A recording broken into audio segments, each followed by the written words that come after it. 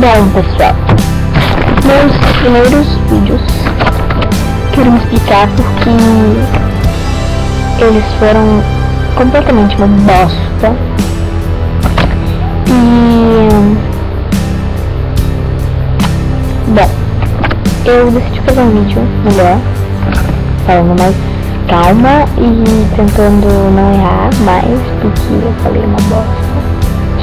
E então eu vou me explicar tudo de novo mais calma. Então, eu tenho 13 anos, eu moro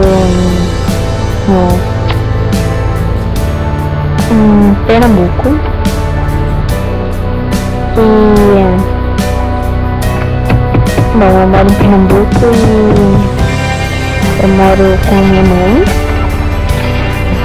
e eu gostaria muito que vocês se inscrevessem, porque eu não tenho, por enquanto, nenhum seguidor, nenhuma pessoa inscrita no meu canal.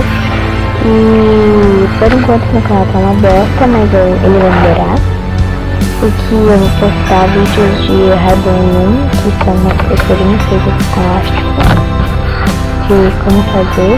E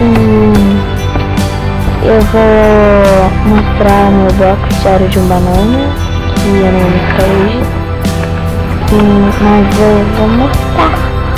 E eu vou postar vídeos bem legais de Chopibane, não sei se eu não vou falar, de toque na cara, e eu espero que vocês gostem, tá bom? Beijo, gente. Não conheço vocês, mas eu sei que eu já